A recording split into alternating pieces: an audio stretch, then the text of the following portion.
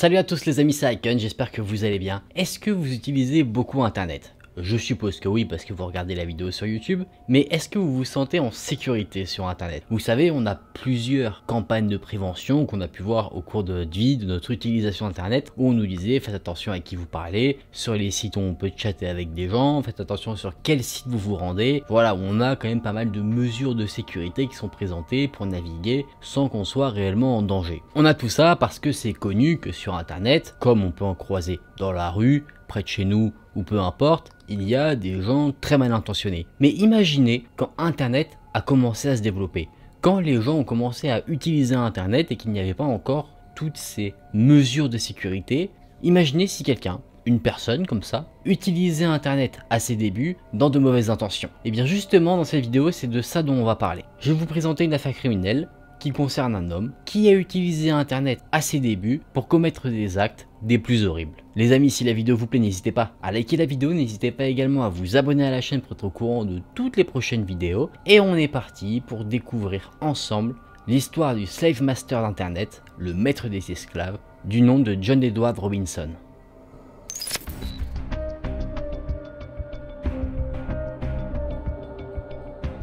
Né en 1943, le troisième d'une famille de 5 enfants, né avec un père qui était porté sur la boisson et d'une mère très autoritaire, le jeune John Robinson n'a pas eu une enfance des plus faciles. Néanmoins, il semblait se tourner vers une carrière destinée à autrui. Il a commencé en étant scout, dans un groupe de scouts qui a même voyagé à Londres pour se présenter à la reine Elisabeth II. Plus tard, il a intégré une école en vue de devenir prêtre. Là, il a été renvoyé pour cause de mauvaise conduite, il avait de gros problèmes disciplinaires, du coup il a voulu se reconvertir encore une fois, il a intégré une autre université où là il a entamé des études de médecine pour devenir un technicien médical spécialisé dans les rayons X. Donc on voit bien qu'il a eu une carrière plutôt tournée vers autrui, d'abord dans la religion, ensuite dans la médecine. Sauf que ses ambitions envers les autres personnes qu'il peut côtoyer vont drastiquement changer. Est-ce qu'il avait déjà ses pensées quand il était jeune ou pas? Ça on ne sait pas. Mais ce qu'il faut savoir avec ce criminel-là, John Robinson, c'est qu'il n'a pas commencé sa carrière par des meurtres. Il a commencé sa carrière d'abord en détournant de l'argent. La première chose qu'il a faite, c'est se faire embaucher en tant que technicien médical spécialisé en rayon X dans un cabinet médical. Et ce qu'il a fait à ce cabinet médical, c'est qu'il a détourné 33 000 $. Sauf qu'il y avait un petit hic dans l'affaire, c'est que lui n'avait jamais été diplômé de son université de médecine.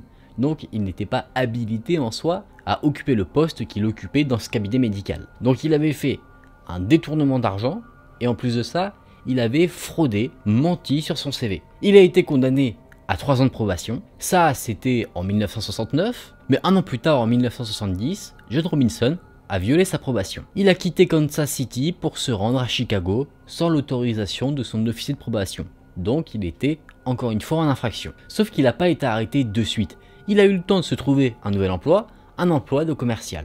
Et quand il a été arrêté un an plus tard en 1971, il n'a pas été arrêté pour avoir violé sa période de probation, pas du tout. Il a été arrêté parce qu'encore une fois, il avait détourné des fonds de l'entreprise pour laquelle il travaillait. Déjà, par rapport à ce qu'on peut voir ici, on voit que John Robinson a un petit problème avec l'argent. Du coup là, sa période de probation a été augmentée. Elle a été plus de 3 ans, ce qui fait qu'il aurait dû normalement ne plus avoir cette période en 1972 et elle a été augmentée encore une fois de 3 ans, donc elle devait se terminer en 1975. Il va encore avoir des problèmes de détournement de fonds encore une fois derrière. Petit aparté, si vous ne savez pas ce que c'est que du détournement de fonds, en gros, moi, admettons, je travaille pour une entreprise.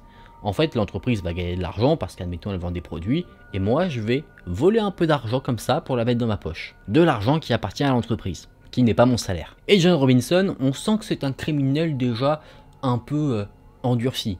Il a quand même pas mal, pas d'expérience, mais de volonté à vouloir rester dans cette carrière illégale. Pourquoi je dis ça? Parce qu'il a refait du coup du détournement de fonds derrière avec une entreprise qu'il a créée où il se présentait comme étant un consultant médical dans la ville de Kansas City. Là, il arrivait à leurrer ses victimes tout simplement parce qu'il ne les rencontrait pas en face à face. En fait, il arrivait à les tromper par téléphone ou par courrier. Je vous l'ai dit, Internet n'est pas encore utilisé par le grand public à ce moment-là. Mais on va y venir, vous inquiétez pas. C'est donc en 1979 que John Robinson a complété sa période de probation. Il n'est plus surveillé comme il l'était auparavant. Néanmoins, il refait du détournement de fonds. Effectivement, je sais ce que tu te dis. Il s'arrête pas, ça lui sert jamais de leçon. Alors, on peut avoir plusieurs théories. J'ai pas les données précisément, mais soit il a des problèmes d'argent, c'est-à-dire qu'il dépense beaucoup plus que ce qu'il ne gagne, soit il a des dettes à payer à quelqu'un, à une entreprise, s'il a fait des prêts, ce genre de choses, mais on dirait qu'il a besoin de grosses sommes d'argent rapidement. Je pense pas qu'il vole de l'argent pour s'enrichir personnellement et se dire après je me la coule douce, parce qu'il vole jamais de très grosses sommes. Il vole pas 1 million de dollars comme ça, il vole 30 000 par là, 20 000 par-ci, vous voyez, c'est des petites sommes, peut-être pour renflouer un peu les caisses. On peut avoir une explication potentielle que je vais vous présenter juste après. Donc notre homme passe 60 jours en prison parce qu'il s'est refait arrêter pour détournement de fonds, et une fois qu'il sort, il décide de recréer une entreprise. Là, c'est une entreprise un peu d'agriculture, où il fait des cultures hydroponiques. Très rapidement, en gros, ce sont des cultures hors sol. Les plantes qu'il cultive ne sont pas directement dans la terre, il arrive à les élever un peu plus artificiellement, si on peut dire. Son entreprise n'est pas encore rentable, du coup il demande à un de ses amis de lui prêter 25 000 $. Mais il ne demande pas 25 000 $ pour son entreprise. Il demande 25 000 $, et justement, c'est par rapport à la raison que j'évoquais juste avant, il dit que c'est pour prendre en charge les frais médicaux de sa femme mourante. Donc là, on pourrait se dire que tous ces détournements de fonds seraient pour un motif plutôt, pas honnête, mais plutôt juste, si c'est pour entretenir sa femme. Peut-être que c'était pas ça du tout. Il a promis à ce fameux voisin qu'il allait retrouver son argent, qu'il allait en revoir la couleur, avec les bénéfices faits par son entreprise, sauf que bien sûr, vous vous en doutez un petit peu, il n'a jamais revu la couleur de cet argent. Et c'est là que le comportement de notre homme va commencer un petit peu à devenir tendancieux. Sa femme étant malade, elle ne peut pas le combler dans sa relation de couple, c'est-à-dire dans tout ce qui est relation physique, si vous voyez ce que je veux dire. Du coup, qu'est-ce que John Robinson s'est dit qu'il allait faire? Est-ce qu'il va aller dans les toilettes pour se soulager en solitaire? Pas du tout. Il se dit, mais attends, à côté de chez moi j'ai des voisins, ces voisins, ils ont des femmes. Donc pourquoi ils pourraient pas me prêter leurs femmes? C'est plutôt tordu, non? Bah c'est ce qu'il a fait. Il allait voir les femmes de ses voisins et il disait, est-ce que ça te dirait que toi et moi, on passe la nuit ensemble? Bien sûr, les femmes disaient non, et d'ailleurs, il y en a certaines qui reportaient justement ces demandes assez particulières à leur mari, et ça a valu une petite droite dans la tête de John Robinson, de la part d'un de ses voisins. Et en plus de cette attitude tendancieuse, il a commencé à développer un penchant pour un domaine très particulier, le domaine du BDSM, c'est-à-dire du sadomasochisme. Ce qu'il a fait, c'est qu'il s'est inscrit dans un culte mettant en valeur ce domaine-là. Ce culte portait le nom qui en dit pas beaucoup, mais qui veut quand même dire beaucoup de choses, le culte international des maîtres. Vous savez peut-être pas, mais dans le monde du BDSM, il y a un soumis et un dominant. Le dominant donne des ordres au soumis, le soumis doit respecter les ordres donnés par le dominant. Et dans ce fameux culte, John Robinson a eu un rôle qui lui a donné le nom de tueur qu'on connaît de lui aujourd'hui, le nom de Slave Master, le maître des esclaves. Son rôle dans cette organisation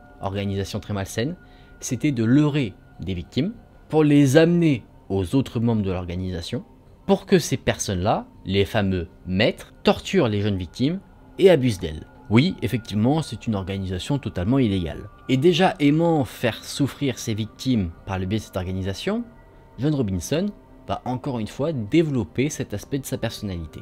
C'est en 1984 qu'il va commettre son premier meurtre. Il continuait toujours dans ses détournements de fonds, dans ses fraudes. Il avait 2 entreprises qu'il utilisait pour gagner de l'argent mais de manière totalement illégale. Et au sein d'une de ces entreprises, il a embauché une jeune femme du nom de Paula Godfrey, âgée de 19 ans. Elle devait travailler en tant que commerciale, et un jour, cette jeune femme a dit à sa famille et à ses amis que son patron, Robinson, l'envoyait pour suivre une formation quelque part. Sauf qu'à partir de là, problème.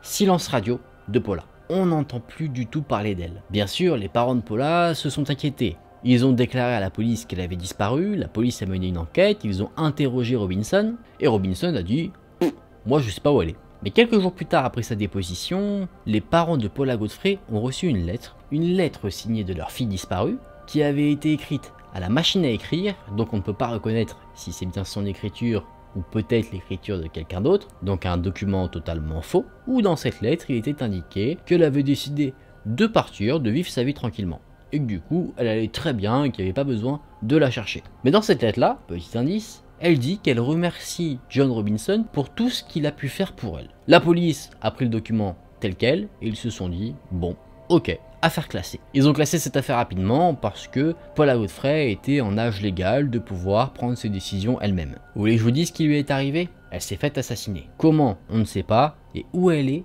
On ne sait pas. On n'a jamais retrouvé la moindre trace de son corps. On avance un petit peu dans le temps un an plus tard, en 1985. Là, John Robinson utilise un faux nom, John Osborne. Et pendant qu'il visitait un foyer pour sans-abri, il a rencontré une jeune femme avec sa fille. Cette femme s'appelait Lisa Stasi, et sa fille Tiffany n'avait que 4 mois. Donc elle était vraiment très jeune, c'était vraiment un petit bout de chou.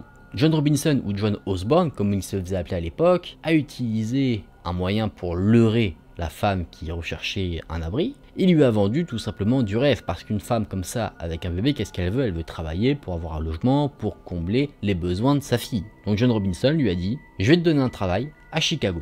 Mais pas que.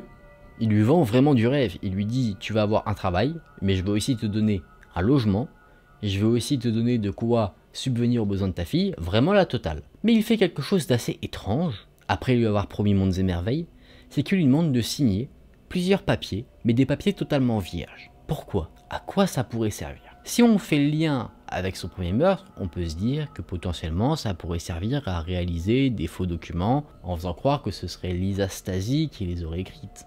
C'est possible, hein. Si vous voulez mon avis perso, pour moi, c'est ça. C'est un moyen un peu d'assurer un backup pour lui une fois qu'il l'aura assassiné. Parce que oui, elle va se faire assassiner. Comment on le sait? Parce que cette fameuse Lisa Stasi a disparu dans la nature. Elle demeure encore totalement introuvable. Aujourd'hui, on ne cherche plus une personne vivante, on rechercherait plutôt son corps, sa dépouille. Mais ce qui est assez surprenant, c'est que, quoique peut-être pas si surprenant que ça, c'est que John Robinson n'a pas assassiné le petit bébé.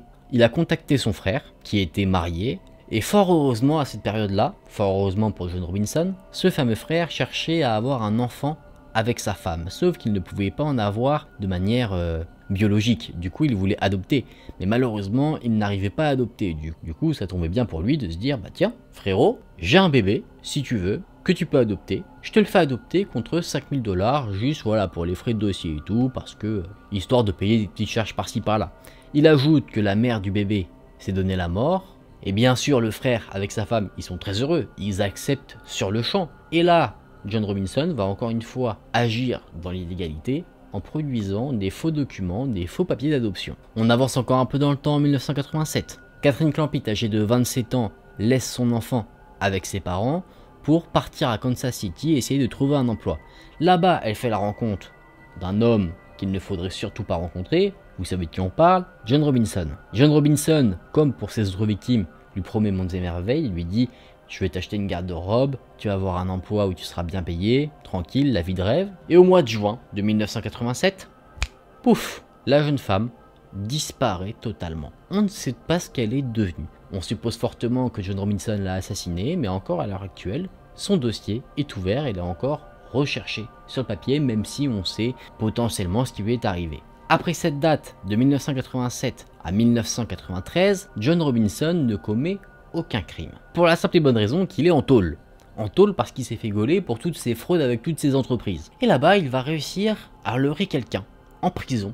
Comme quoi cet homme devait être aussi sacrément intelligent. Et cette fois-ci, la personne qu'il arrive à leurrer, c'est une femme, Beverly Bonheur, qui est âgée de 49 ans, qui travaille dans la prison, qui est la libraire de la prison. Robinson lui a promis un nouveau travail avec un bon salaire, un meilleur salaire qu'elle n'avait déjà, une meilleure vie, et Beverly Bonheur a accepté et a décidé de quitter son mari qui lui était médecin dans la prison, et une fois que John Robinson a été libéré, elle l'a rejoint pour travailler pour lui. Et ce qu'il faut savoir, ce qui est assez creepy dans cette affaire-là spécifiquement, c'est que les parents de Beverly Bonheur lui ont envoyé de l'argent, une sorte de petite portion alimentaire. Elle l'encaissait, et quand bien même elle a été décédée parce qu'assassinée par John Robinson et que ses proches ne le savaient pas, bah c'est John Robinson lui-même qui encaissait la pension alimentaire. Et il a encaissé cette pension alimentaire pas pendant une semaine ou pendant quelques mois, pendant des années il a fait ça. C'est-à-dire que les parents pensaient envoyer de l'argent à leur fille qui était encore bel et bien vivante alors que pas du tout. Et là, on arrive au moment où John Robinson a pu étendre son catalogue de victimes. On arrive à l'année 1994, l'année où le grand public a commencé à utiliser Internet. Donc forcément, ça demeurait encore un peu inconnu pour tout le monde. On voyait bien le potentiel de la chose, mais on n'en voyait pas forcément les dangers. Et John Robinson, il a bien profité justement des dangers encore masqués de la plateforme. Bien avant que Facebook ne débarque, il y avait d'autres petits sites qui permettaient de se mettre en relation avec des gens, notamment par l'intermédiaire de chat. Et sur ces sites-là, qui pouvaient être notamment à caractère BDSM, John Robinson a adopté un pseudo qui le caractérisait bien. Je vous laisse deviner ce que c'est. C'est sûrement dans le titre de la vidéo, je l'ai sûrement déjà dit. C'est le Slave Master. Et en fait, ce qu'il s'amusait à faire sur des sites où il pouvait parler à des femmes, en fait, c'est contacter des femmes qui voulaient jouer le rôle de la soumise, alors que lui jouait le rôle de dominant. Une de ses premières correspondances, c'était avec une femme de 45 ans du nom de Sheila Fess. Elle avait une jeune fille de 15 ans qui était en fauteuil roulant. Et John Robinson, il a profité justement du mal-être de la jeune fille de 15 ans, fauteuil roulant, en disant « T'inquiète, moi je suis un businessman, je suis un philanthrope, je suis blindé rosace, du coup je pourrais prendre soin de toi et de ta fille. » Il ajoute à cela « Je vais payer les frais médicaux pour ta fille et toi je vais t'offrir un job très bien payé. » Mère et fille, très contentes, déménagent à Kansas City et encore une fois, pouf, disparition des deux femmes. Plus tard, Robinson, sous le nom de Slave Master, devient de plus en plus populaire sur les sites spécialisés en BDSM. D'ailleurs, il prend de plus en plus la confiance. En 1999, il aborde une jeune femme de 21 ans, Isabella Lewicka, qui était une immigrante polonaise, qui a elle aussi, suite au mensonge de Robinson, déménagé à Kansas City. Mais avec elle, il a eu un comportement un peu plus particulier. Il lui a pas dit « je vais te filer un job », il lui a dit « je vais me marier avec toi et t'offrir une vie de rêve ». D'ailleurs, il lui a offert une bague de mariage, ils sont allés se marier, ils ont fait un contrat de mariage, mais ils ne l'ont jamais récupéré. Alors que pendant tout ce temps-là, John Robinson, lui, il est marié depuis belle lurette, avec une femme qui s'appelle Nancy, depuis bien longtemps, bien longtemps. Il a même des enfants avec elle. D'ailleurs, il en a pas qu'un, il en a 4. Donc ça veut dire qu'il mène vraiment une totale double vie. C'est pas il a juste une vie de criminel, il a sa vie normale, avec sa famille, où d'ailleurs il passe pour un citoyen plutôt modèle, plutôt gentil, qui a l'air d'avoir de très bonnes manières, alors qu'en fait tu vois que de l'autre côté, il a une vie criminelle et il assassine des femmes. Je pense que les gens qui pouvaient le côtoyer et qui ont découvert ça sont tombés de très haut. Pour cette femme du coup qu'il vient d'épouser, entre guillemets officiellement, il lui fait signer un autre contrat. Cette fois-ci un contrat de BDSM où en gros, il est stipulé à l'intérieur de ce papier que Robinson peut contrôler tous les aspects de la vie d'Isabella Lewicka. En gros, il peut contrôler ce qu'elle mange, ce qu'elle boit, si elle doit faire du sport, quel métier elle peut faire, qu'est-ce qu'elle peut faire de ses journées, qu'est-ce que lui, il peut lui faire physiquement, mais il a aussi un total accès sur ses comptes bancaires. Et après, encore une fois, pouf, disparition mystérieuse, on ne sait pas ce qu'elle devient. Robinson se défend concernant cette disparition en disant que sa femme, sa fausse femme du coup, l'a quitté, s'est enfui en lui volant de l'argent. Et pour essayer de masquer un petit peu ses traces, il a envoyé des lettres signées de la main d'Isabella à sa famille pour donner des petites nouvelles par-ci par-là. Elle a dit ouais je me suis mariée, truc comme ça, mais elle a jamais donné le nom de son mari.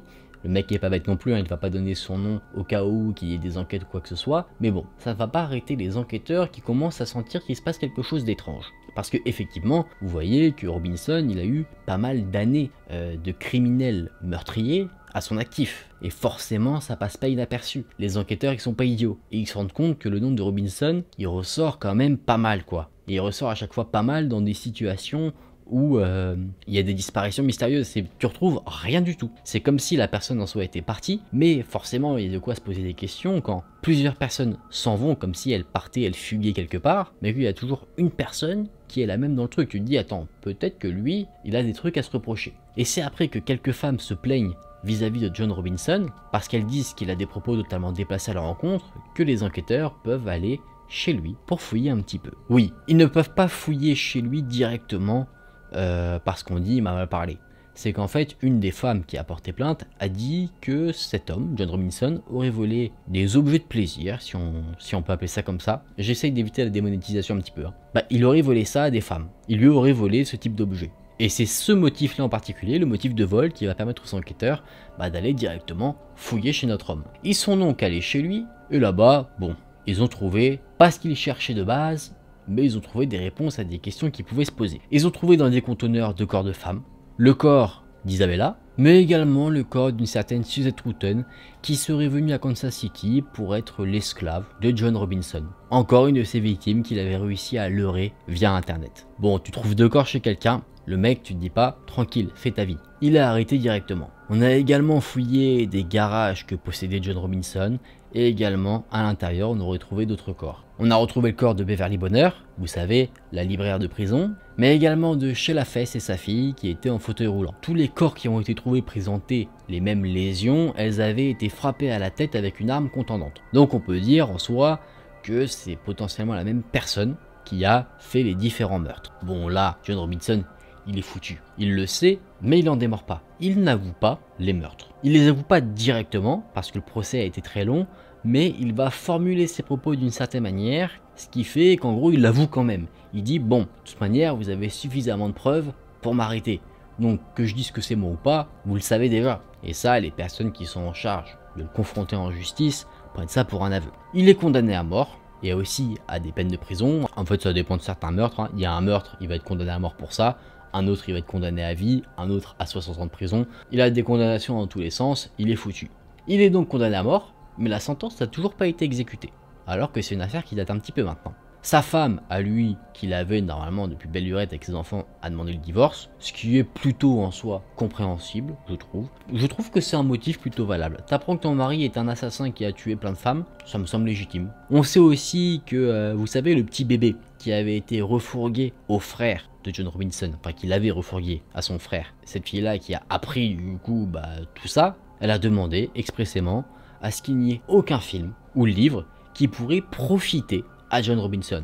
Ça se comprend, ça se comprend. En gros, elle ne veut pas que John Robinson se fasse de l'argent et gagne une réputation positive, si on peut dire, sur le dos du meurtre de sa mère et des autres femmes qu'il a assassinées. Au total, John Robinson a assassiné 8 femmes, dont 3 n'ont jamais été retrouvées. On n'a pas retrouvé la moindre trace de leur corps. Donc on ne sait pas en soi ce qu'a fait John Robinson vis-à-vis de ces victimes-là. Est-ce qu'il les a offertes, entre guillemets, à son culte de BDSM, son culte des maîtres, ou est-ce qu'il en a fait autre chose? Ça, on ne sait pas du tout. John Robinson n'a jamais dit ce qu'il en avait fait d'ailleurs une fois qu'il avait été condamné. Lui, il est resté vraiment muet comme une tombe. Et c'est là que se conclut cette affaire criminelle assez incroyable qui est connue comme l'affaire criminelle du premier tueur d'internet. Parce que ce serait le premier tueur qui aurait utilisé internet, comme je vous l'ai expliqué, pour effectuer ses crimes, trouver ses victimes et les assassiner. Les amis, j'espère que vous avez appris des choses, que ça vous a intéressé. C'était une histoire très macabre, très morbide, et je trouve que c'était très fascinant parce que tu vois que cet homme, de base, il avait l'air d'avoir plutôt bon fond parce qu'il a fait les scouts, il voulait devenir prêtre, après il travaillait dans la médecine, tu disais il était tourné plutôt positivement vers les autres, alors qu'au final, il a pris un chemin totalement inverse. Et aussi, ce que je trouve intéressant, c'est de voir comment il s'est servi d'Internet pour justement leurrer ses victimes, parce que ces victimes qui se servaient elles-mêmes d'Internet n'étaient pas au courant des dangers. Elles devaient penser très certainement que les personnes qui se trouvaient de l'autre côté de l'écran étaient des personnes totalement saines d'esprit. Alors qu'en fait, on voit bien qu'il peut y avoir des fous partout, surtout sur Internet. Les amis, je vous propose qu'on se remette dans une ambiance beaucoup plus tranquille, beaucoup plus chill pour conclure la vidéo. Alors, est-ce que vous connaissiez ces histoires? Moi, je connaissais pas du tout, mais je vous avoue qu'en faisant des petites recherches sur ce que je pourrais traiter en vidéo, je suis tombé sur ça. C'est pas forcément l'histoire la plus folle, c'est pas un hacker qui était sur internet, qui piratait des trucs et qui a commis des crimes par rapport à ça. Ce tueur-là a eu une utilisation relativement simpliste d'internet, hein. Après, forcément, si tu compares ce qu'on peut faire aujourd'hui à ce qui a été proposé à l'époque, très certainement qu'à l'époque, tu pouvais pas faire grand-chose. Mais bon, c'est fou de voir que, il y a des gens qui ne sont pas sains d'esprit, qui sont très mal intentionnés, ça changera pas. Mais de voir que ces gens-là s'adaptent à l'évolution du monde, ça c'est quelque chose qui est assez effrayant parce qu'on ne sait pas ce qu'on aura dans le futur comme technologie, et se dire que des gens mal intentionnés, à l'image de John Robinson, ils pourraient totalement se servir de ces évolutions pour parvenir à leur fin très malsaine. Et ça c'est quelque chose d'assez fou, et c'est pour ça qu'il faut toujours rester très vigilant. Et bien j'espère que cette vidéo vous a plu, qu'elle vous a intéressé. Si c'est le cas, n'hésitez pas à liker la vidéo, n'hésitez pas également à vous abonner à la chaîne pour être au courant de toutes les prochaines vidéos. Merci d'avoir regardé la vidéo, prenez soin de vous, c'était Aiken, on se dit à très vite dans une prochaine vidéo. Salut!